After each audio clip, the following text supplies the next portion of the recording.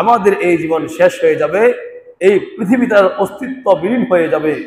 কুল্লু মান আলাইহা ফান ওয়া ইয়াবকা ওয়াজহু রাব্বিকা যুল জালালি ওয়াল ইকরাম। এই দুনিয়ার সবকিছু ধ্বংসশীল, ধ্বংস হয়ে যাবে, একমাত্র রব্বে কারীম আল্লাহ বাকি থাকবে। বলেন সুবহানাল্লাহ। যারা বলেন না সুবহানাল্লাহ।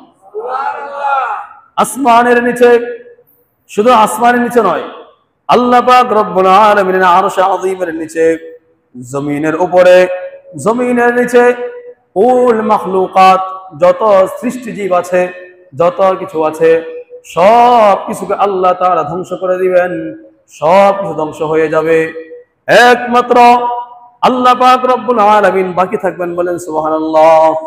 তিনি আগেও ছিলেন, এখনো আছেন, পরেও থাকবেন। বলেন সুবহানাল্লাহ। যারা বলেন সুবহানাল্লাহ।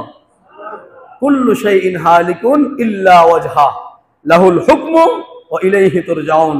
সমস্ত রাজত্ব তার, তার কাছেই সবাইকে ফিরে যেতে হবে।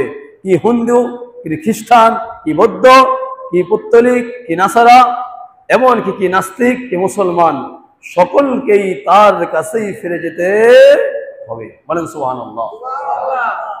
আল্লাহু আকবার। সেই জন্য আল্লাহ পাক রব্বুল আলামিন বাকি থাকবেন, সবকিছু ধ্বংস হয়ে যাবে।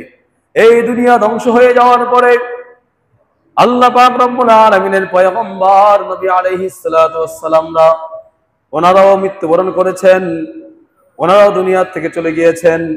আল্লাহ তাআলার সমস্ত ফেরেশতারা, তাদের মৃত্যু হয়ে যাবে, এমনকি জিবরাইল, ইসরাফিল, মিকাইল, সর্বশেষ হযরতে মালাকুল মউত আজরাইল আলাইহিস সালাতু ওয়াস সালাম, যিনি আমার আপনার জানকে কবজ করেন, যাকে দায়িত্ব দেওয়া হয়েছে মানুষের রূহকে কবজ করার জন্য, সেই মালাকুল মউত হযরত